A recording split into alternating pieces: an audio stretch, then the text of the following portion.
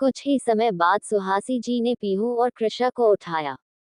कृषा नींद में ही बोली, मम्मा बस 5 मिनट सोने दो ना। सुहासी जी, क्यों, तू फिर रात में क्या मजदूरी करने गई थी क्या? चल उठ अब। कृषा, क्या मम्मी मजदूरी नहीं, सुनामी देखी है मैंने कल रात ही, उसकी वजह से ही कुछ देर और सोने दो ना। सुहासी जी उसे देख बोली, क्या बोल रही है? पीहू कृषा की बात सुन अचानक से बोली, कुछ नहीं आंटी जी, नींद में सपने में बस बड़बड़ा रही है और कुछ नहीं, आप जाए मैं उसे जगा देती हूँ। सुहासी जी उसके सर हाथ फेरते हुए बोली, हाँ तू ना बहुत समझदार है, अब तू भी तैयार होकर आ जा और अंशय के आए तब तक मैं नाश्ते की तैयारी कर लेती हूँ। पीहू, हाँ आंटी जी आप तैयारी कीजिए, इसे तो मैं जगा दूंगी। सुहासी जी उसकी बात सुन वहां से चली जाती है। वहीं पीहू कृषा की तरफ देखते हुए कहती है, उठ जा अब। कृषा, अरे यार मम्मी को तो अभी ही बोला था मैंने कि मुझे सोने दो, तो तुम आ गई। सोने दो ना थोड़ी देर और। पीहू उसे उठाते हुए, नहीं बिल्कुल नहीं, जल्दी उठो वरना। कृषा, वरना क्या करोगी? पीहू शरारत से मुस्कुराते हुए कहती है, वो तो तुम अच्छे से जानती हो मैं क्या करूंगी। कृषा उसकी बात सुन कहती है, कल कम किया था क्या जो अब कुछ और करने का सोच रही हो तुम? पीहू, वो तो बस डेमो था, रियल अभी करके बता दूं अगर तुम कहो तो। कृषा जल्दी से उठकर कहती है, नहीं नहीं रहने दो, तुम्हारा कोई भरोसा नहीं, कल मेरी नींद में सुनामी ले आई, अब तो तुम घर में ना ले आओ। फिर पीहू की तरफ देखते हुए कहती है, लो अब उठ गई। पीहू मुस्कुराते हुए कहती है, ये सही है। अब चलो तैयार होने के लिए, इतना कहकर वो आगे बढ़ जाती है। वही कृषा उनींदी आंखों के साथ उसके पीछे पीछे जा रही होती है। तभी पीहू को ऊपर जाता देख वो सीढ़ियों पर बैठकर सहारे से सोने के लिए झपकी ले लेती है। तभी आगे बढ़ती हुई पीहू जब पीछे मुड़कर देखती है तो उसे कृषा सोए हुए दिखती है सीढ़ियों के सहारे से। पीहू उसे ऐसे सोता देख मन में कहती है, अच्छा बच्चू नींद ली जा रही है, रुक अभी बताती हूँ। इतना कहकर वो कृषा के पास खड़ी हो जाती है और उसके कान के पास जाकर जोर से कहती है, सुनामी आ गई। बस इतना सुनना ही था कि कृषा एकदम से उठ जाती है और जोर से कहती, कहाँ आई? सुनामी कहाँ आई है? मुझे बचा लो, मुझे नहीं। तभी कृषा को एहसास होता है ऐसा कुछ नहीं हुआ, तो वो अपने पास खड़ी पीहू को देखते हुए कहती है, अब ये क्या था? पीहू आंखें मटकते हुए, यह मेरा तरीका है नींद से जगाने का, समझी? कृषा उसे घूरते हुए कहती है, समझी, लेकिन अब तुम्हें समझाना, रुको अभी बताती हूँ। इतना कहकर वो पीहू को मारने के लिए बढ़ने लगी। तभी पीहू वहां से भाग गई। उन्हें ऐसे एक दूसरे से मस्ती करते देख दादी बोली, ये दोनों फिर शुरू हो गई। सुहासी जी उन्हें कहती है, मां जी इनका कुछ नहीं हो सकता है। दादी उन दोनों को देखते हुए कहती है, हाँ बहू वो तो दिख रहा है। कुछ देर बाद सब अब नाश्ता कर रहे थे। तभी श्रीकांत जी बोले पीहू से कि अब से शाम को तुम अंशय के साथ ही आना, उसकी कार में ही। इस पर पीहू और अंशय एक दूसरे को देखने लगे। तभी पीहू कहती है, पर अंकल मैं आ जाती हूँ ना, वैसे भी टैक्सी से। सुहासी जी, वो तो मैंने कल भी देखा था कि तुम टैक्सी से आई। वहां पर तो टैक्सी भी इतनी मुश्किल से मिलती है, और जब टैक्सी ही नहीं मिलती है तो कैसे आओगी? दादी भी सुहासी जी की बात में हाँ में हाँ मिलाते हुए कहती है, हाँ बहू सही कह रही है, और पीहू की तरफ देखते हुए कहती है, कोई परवर मत करना, अब फाइनल है। श्रीकांत ने कहा, वैसे ही अब तुम जाओगी भी अंशय के साथ और आओगी भी अंशय के साथ। पीहू अब उनकी बात सुन हाँ में सर हिला देती है। वही अंशय भी मन में कहता है, मैं कहाँ इसे यहाँ से बाय बाय करने के चक्कर में था, और अब इसको लेकर जाना और आना मेरी ड्यूटी में आ गया। फिर वो जोर से कहता है, हाश। उसकी यह आवाज सुन सब उसे देखते हैं। तब अंशय सबको अपनी तरफ देखकर कहता है, वो मैं एक मीटिंग के बारे में सोच रहा था इसलिए बोल दिया। सब कुछ न कहकर अपना नाश्ता करने लगते हैं। वही पीहू मन में अंशय को देखते हुए कहती है, वाह जी वाह, पक्का यह इंसान मेरी बुराई ही कर रहा होगा, लेकिन बस नहीं चलता ना, तभी ऐसे किया इसने। फिर यह सोच वो अपना वापस ध्यान नाश्ते पर लगा देती है। कुछ ही समय में अंशय और पीहू कार में होते हैं। तभी अंशय कहता है, मिस पीहू ऐसे मेरे साथ आने की आदत मत डाल देना, क्योंकि अगर आपने प्रोजेक्ट समय पर खत्म नहीं किया तो वैसे भी आप बाहर ही है, समझिए आप। पीहू उसे देखते हुए कहती है, आर वो तो वक्त ही बताएगा कि मैं बाहर जाऊंगी या नहीं। अंशय, हाँ बस कुछ दिन फिर आप बाहर ही होंगी, 4 दिन और है आपके पास, फिर तो आप खुद मुझे अपना रेसिग्नेशन लेटर देगी है। पीहू, हम देखते हैं, अभी समय है मेरे पास अपना टास्क पूरा करने के लिए। अंशय, हम ये भी सही है।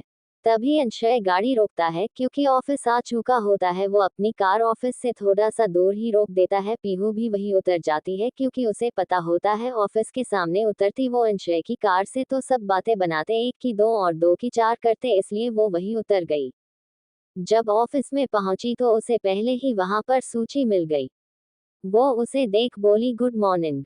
पीहू उसकी बात सुन मुस्कुरा कर उसे गुड मॉर्निंग विश किया, लेकिन बड़बड़ाते हुए बोली क्या खाक गुड है इस मॉर्निंग में, आज सुबह सुबह कड़वे करेले के साथ आई हूँ। ऊपर से उसकी वो कड़वी बातें सुनी है मैंने। तभी सूची उसे उसे खुद में बड़बड़ाते देख कहती है क्या हुआ है। पीहू मुस्कुराते हुए नहीं तो कुछ भी नहीं हुआ, चलो चलते हैं, इतना कह वे अपनी डेस्क पर आ गई, अपने प्रोजेक्ट का काम करने लगी। कुछ ही देर में वह पर पियोन आया और उसने पीहू से कहा आपको सर बुला रहे हैं।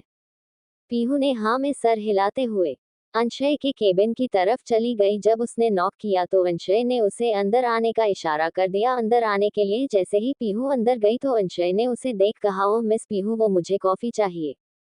पीहू तो आप ये काम अपनी सेक्रेटरी को कहिए नाई आर, मैं अभी बहुत जरूरी काम कर रही थी अपने प्रोजेक्ट के लिए। अंशय उसे देखते हुए कहता आप मुझे मना कर रही है। पीहू नहीं मना नहीं, बस मैं कह रही हूँ मैं बिजी थी।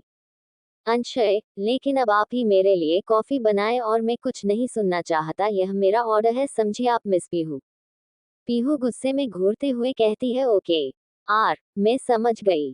इतना कहकर वो जाने लगी तभी अंशय ने उसे रोका मिस पीहू। पीहू अपने गुस्से को कंट्रोल करते हुए एक गहरी सांस लेकर अंशय की तरफ पीछे मुड़ते हुए कहती है अब क्या है। अंशय वो मैं कह रहा था आप डार्क कॉफी बनाना, मुझे वही पसंद है। पीहू हम समझ गई अब जाओ मैं। अंशय हाँ प्लीज जाइए आप। पीहू जल्दी से गुस्से में निकल जाती है वहां से। अंशय उसे जाता देख मुस्कुराते हुए कहता है अभी तो शुरू हुआ है मिस पीहू, ये खेल अभी तो काफी बाकी है। इतना कह वह वापस अपने काम में लग गया। वही पीहू कॉफी बनाते हुए कहती है खड़ूस कहीं का मुझे प्रोजेक्ट पूरा करने नहीं देना चाहता इसलिए ये सब कर रहा है, मैं भी देखती हूँ कि कैसे मुझे ये रोकता है खड़ूस कड़वा करेला कहीं का। डॉट डॉट डॉट फिर गुस्से में बोलती है और क्या बोला वो कि मेरे लिए डार्क कॉफी बनाना। बनाओ अभी मेरा बस चले तो उसमें जहर ना मिला दून, और यह कैसे पी लेता होगा ये डार्क कॉफी, मुझे समझ नहीं आता कैसे पसंद आती है इसे ये कड़वी कॉफी। ये जैसा खुद कड़वा करेला है ना वैसे ही इसे कड़वी कड़वी चीजें ही भांति पंसद है। काफी कुछ सोचते सोचते उसने वह कॉफी बनाई और ले जाकर अंशय को दे दी। अंशय उसे लेकर पीने लगा। अंशय ने उसे देखते हुए कॉफी पी, फिर पीहू को देखते हुए बोला अच्छी है कॉफी। पीहू उसे शक भरी निगाहों से देखते हुए बोली इसने मेरी तारीफ की, मतलब कुछ तो गड़बड़ है, ये कड़वा करेला मेरी तारीफ करे मैं मान ही नहीं सकती। तभी अंशय उससे बोला अच्छी बनाई है, अब जब तक तुम यहाँ हो तुम ही रोज मेरे लिए कॉफी बनाओगी, वो भी 2 बार। वो क्या है ना, मुझे 2 बार कॉफी पीने की आदत है। पीहू उसकी बात सुन मन में बोली अब आया ना अपनी असली बात पर। तारीफ तो बस बहाना था ताकि रोज कॉफी में बनाऊं और प्रोजेक्ट टाइम पर पूरा ना कर सकूं और इन सब की वजह से मेरा टाइम वेस्ट हो जाए। यह इंसान जितना दिखता है उससे कहीं ज्यादा खड़ूस शैतान है। अंशय ने उसे ऐसे सोचते देखा तो बोला मिस पीहू कहाँ खो गई आप। पीहू उसकी बात सुन एकदम से बोली नहीं नहीं मैं कहाँ खोई हूँ, यही हूँ, बस सोच रही थी कुछ। अंशय क्या सोच रही है आप। पीहू कुछ नहीं बस यूं ही। अंशय हम कहता है फिर कहता तो बना देगी ना आप कॉफी। पीहू हाँ कह देती है फिर बोलती है अच्छाई आर, अब मैं जाऊं। अंशय हाँ जाइए काम करिए, आपको किसने रोका है। पीहू जाते हुए उसकी एक्टिंग करते हुए कहती जाए जाए आपको किसने रोका, आया बड़ा रोकने वाला हूँ। इतना कहकर वो वापस अपनी डेस्क पर आकर बैठ जाती है। वो जैसे ही वापस अपना काम करना शुरू करती उससे पहले ही अंशय ने उसे बुला लिया तो पीहू उसके पास आकर बोली अब क्या काम है। अंशय बिना उसे देखे बोला वो मुझे अपने जितने भी पुराना रिकॉर्ड था उसे वापस पढ़ना है, तो तुम एक रिपोर्ट तैयार करो जल्दी। पीहू पर मैं हे क्यों ना, आप किसी और को भी कह सकते हैं ना। आपको पता है ना मैं अपना प्रोजेक्ट कर रही थी फिर भी आप मुझे ये काम दे रहे हैं, आप ये काम किसी और को भी कह सकते हैं ना, वो आपको रिपोर्ट बना कर दे देंगे। अंशय हाँ आई थिंक सही कहा तुमने, ये सुन पीहू खुश हो गई। तभी अंशय ने कहा आई थिंक तुम सही कह रही हो। पर मैं तुम्हारी बात क्यों सुनूं, तुम ना मेरी बॉस हो ना ही कुछ। और तो अपना ये ज्ञान का पिटारा अपने पास रखो। और मेरा जिससे जैसा मन आएगा वैसा काम मैं उसे दूंगा, समझ आया। पीहू ये सुन जल्दी से हाँ में सर हिला देती है। तभी अंशय कहता है, ये जो तुम मुफ्त का ज्ञान बांटती रहती हो उसे अपने पास ही रखा करो। मुझे मेरे काम में या अपने किसी भी मैटर में किसी की दखल अंदाजी बिल्कुल भी पसंद नहीं है, फिर चाहे वो कोई भी हो, समझी। आप जाओ और जल्दी से रिपोर्ट बना कर लेकर आओ, वो अगले 2 घंटे के अंदर मुझे वो अपनी डेस्क पर चाहिए, गेट इट। पीहू ने बस हम कह दिया और केबिन से बाहर आ गई। पीहू अपनी डेस्क पर आकर बड़बड़ाने लगी, यह खडूस बस यही चाहता है मैं वो प्रोजेक्ट पूरा नहीं करूं जिससे इस कड़वे करेले को मुझे निकालने का मौका मिला जाए, पर यह नहीं जानता मैं भी पीहू हूँ, जो सोच लिया वो सोच लिया, वो तो करके ही मानती हूँ। अब तो वो प्रोजेक्ट मैं पूरा करके ही रहूंगी और जब तक मेरा मन नहीं होगा कोई मुझे यहाँ से निकाल नहीं सकता है। इतना कहकर वो अपना रिपोर्ट का काम करने लगी थी। थोड़े समय बाद वो काम कर ही रही थी, तभी उसके पास रुचिका ने आकर कहा, पीहू चलो लंच टाइम हो गया है। पीहू काम करते हुए कहती है, यार बस थोड़ी देर में आती हूँ, बस थोड़ा सा काम बाकी है, तब तक तुम लोग चले जाओ। रुचिका उसका जवाब सुन चली गई। जैसे ही वो कैंटीन में पहुंची तो ऋषि ने उसे अकेले आते देखा तो पूछा, आज अपनी पीहू कहाँ है, दिख नहीं रही है। रुचिका, हाँ वो काम कर रही है, इसलिए उसने कहा जैसे ही काम खत्म होगा वो हमें ज्वाइन करेगी। सूची, यार जब से यह चैलेंज पीहू ने लिया है तब से अंशय सर तो बेचारी के पीछे ही पड़ गए हैं जिससे उसका प्रोजेक्ट खत्म ना हो। अमन, हाँ यार आज तो मैंने भी देखा, जैसे ही वो आई कोडिंग करने लगी, पर तभी अंशय सर ने उसे कोई दूसरा काम पकड़ा दिया और फिर जब कुछ देर बाद वापस आई तो फिर से कोई और काम दे दिया जिससे वो दूसरे काम में बिजी हो जाए और उसका समय वेस्ट हो जाए और वो प्रोजेक्ट का काम ना कर पाए। पलक, हाँ ये तो गलत हो रहा है, वो वैसे भी अपने काम के लिए इतनी ज्यादा डेडिकेट थी कि खाना भूल जाती थी, अब तो और ज्यादा हो गया है। रुचिका, पर हम कर भी क्या सकते हैं यार, अगर हमने पीहू की मदद की तो पीहू की नौकरी के साथ हमारी भी जॉब चली जाएगी। सब उसकी बात पर सहमत होते हैं क्योंकि वो सब अंशय के गुस्से के बारे में जानते हैं और इस बार तो खुद अंशय ने ही कहा था कि कोई पीहू की मदद नहीं करेगा। यह एक तरफ से सबके लिए वार्निंग थी, तो कोई भी कुछ नहीं कर सकता था। अंशय अपने केबिन में बैठा पीहू को देख रहा था, जो कि सब कुछ भूल कर अपने आसपास क्या हो रहा है वो भूल कर बस अपना काम कर रही थी। उसे तो जैसे ख्याल ही नहीं था कि कोई उसे देख रहा है या नहीं, वो बस पूरे मन से अपना काम कर रही थी। Dot dot dot dot Anshay ये सब देख रहा था। उसके केबिन से सबको देखा जा सकता था पर कोई उसे नहीं देख पाता था। वो पीहू को देखते हुए सोचने लगा, ये लड़की है क्या एक रिपोर्ट बनाने के लिए जहां पर कोई अपनी भूख प्यास नहीं भूलता, आज के जमाने में वह यह अपना काम करने के भूख प्यास भूल गई। स्ट्रेंज पर काफी सही है, आजकल इतने डेडिकेटेड लोग देखने को कम ही मिलते हैं। इम्पेरेसिव, इतना कहकर वो काम में लग जाता है। वही कुछ ही देर में सब अपना अपना लंच करके आते हैं तो देखते हैं पीहू अभी भी अपना काम कर रही है। कुछ देर बाद पीहू का जैसे ही काम खत्म होता है वो अपने हाथ में वो रिपोर्ट लेकर अंशय के केबिन की तरफ बढ़ जाती है। जैसे ही अंदर जाती है अंशय के सामने वो फाइल रख देती है और कहती है, मेरा काम हो गया, क्या अब मैं अपना काम कर सकती हूँ। अंशय एक नज़र फाइल को देखता है, फिर पीहू को देखते हुए कहता है, नहीं पहले मैं फाइल देख लूँ फिर ही आप जा सकती है मिस पीहू। पीहू को उसकी बात सुन गुस्सा बहुत आता है पर वो कुछ कर नहीं सकती थी तो वही खड़ी हो गई। वही अंशय अब बस फाइल को देख रहा था, वो भी धीरे धीरे पढ़ रहा था, वो ये जानबूझकर कर रहा था। पीहू को ये देख खींच हो रही थी पर वो कुछ क्या करती, तो बस अब खड़े खड़े कभी अपने पैरों से टप टप करती जमीन पर और कभी यहाँ वहाँ देख रही होती। अंशय फाइल पढ़ते हुए कनखियों से उसकी यह हरकतें देख इरिटेट हो रहा होता है। जब काफी देर तक पीहू ऐसे ही कर रही होती है तो अंशय खुद को रोक नहीं पाता है, वो इतना इरिटेट हो जाता है वो खुद ही पीहू से कहता है, यह आप क्या कर रही है मिस पीहू। पीहू उसकी बात सुन एकदम चौंक कर कहती है, मैं क्या कर रही हूँ, कुछ भी नहीं। अंशय उसके पैरों की तरफ इशारा करते हुए कहता है, ये जो आप जमीन पर कभी टपर टपर कर रही है, कभी कुछ, ये सब क्या है बताएगी आप मुझे। पीहू अपने पैरों की तरफ देखते हुए कहती, ओ अच्छा, dot dot dot dot dot ये वो क्या है ना, मैं यहाँ खड़े खड़े कब से बोर हो रही थी, आप तो अपनी फाइल में डूबे हुए थे तो मैं जमीन पर ठप ठप करने लगी। डॉट डॉट डॉट वो क्या है ना, मेरी ना बचपन की आदत है, मैं एक जगह पर कभी खड़ी रह ही नहीं पाती। डॉट डॉट डॉट कभी इधर तो कभी उधर कुछ ना कुछ करती ही रहती थी। डॉट डॉट डॉट आपको पता है, मेरी तो सारी टीचर मेरे से परेशान थी क्योंकि मैं ना क्लास से ज्यादा ग्राउंड में घूमते हुए या बंक मारते हुए ज्यादा पाई जाती थी ना, और मैं बंक मार कर भी स्कूल में ही यहाँ वहाँ घूमती थी। वो क्या है ना, बड़ी संस्कारी टाइप की थी ना मैं, इसलिए स्कूल से बाहर नहीं जाती थी। और पता है, मेरी शिकायत करने के लिए टीचर्स हमेशा तैयार रहते। टीएम मीटिंग में पापा मम्मी में से किसी एक से मिलने के लिए, क्योंकि वो मेरी शिकायत करना चाहती थी लेकिन कर नहीं पाती थी। फिर अंशय की तरफ उंगली करते हुए कहती है, अब आप सोच रहे होंगे क्यों नहीं कर पाती थी, है ना, यही सोच रहे हो ना।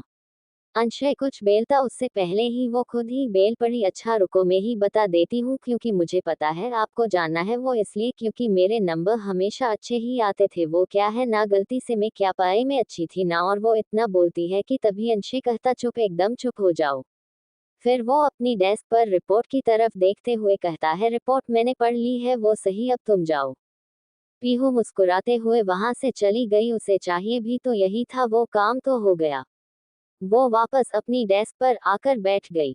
अंशय उसे जाते देख खुद से ही बोला, अच्छा हुआ जो और थोड़ी देर यहाँ नहीं रुकी। मुझे समझ नहीं आता इस लड़की में इतनी बोलने की एनर्जी आती कहाँ से है, जबकि इसने अभी तक लंच नहीं किया, फिर भी इतनी एनर्जी की। अच्छे भले इंसान का दिमाग खराब कर दे। इस लड़की को कोई ले जाकर सेना में भर्ती करवा दो, दुश्मन इसकी बातें सुनकर ऐसे ही 9-2-11 हो जाएगा। इतना कहकर वो अपना सर झटकाते हुए वो अपने काम में लग गया। पीहू भी अब अपना काम कर रही थी, पर कुछ ही देर में सब अब जाने लगे थे क्योंकि ऑफिस हॉर्स खत्म होने का समय हो गया था। सब पीहू को बाय कहते हुए वहां से चले गए थे। वही पीहू अभी भी अपना काम कर रही थी। तभी अंशय ने आकर पीहू से कहा, चलना है या नहीं।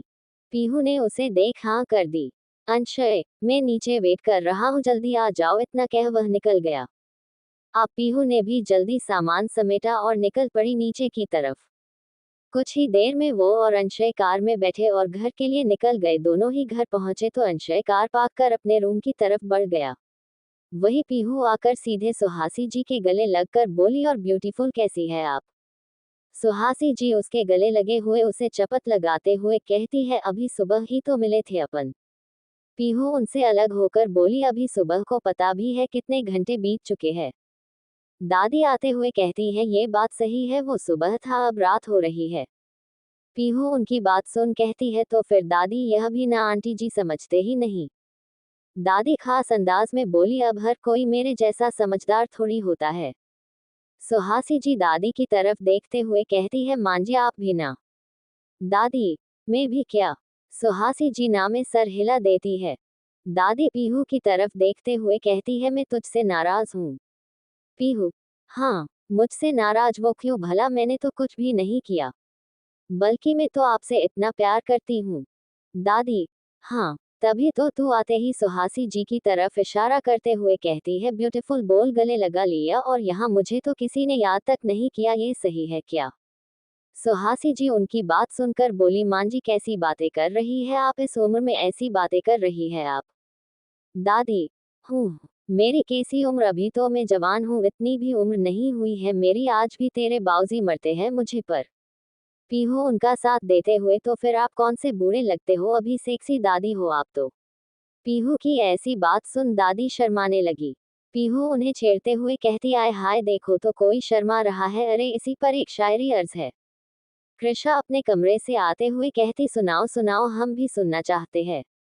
पीहू अर्ज किया है, रंग पर रंग चढ़ता है, रंग पर रंग चढ़ता है, पर आज जो मेरी दादी जान के चेहरे पर यह गुलाबी रंग आया है, वो क्या कयामत लगता है।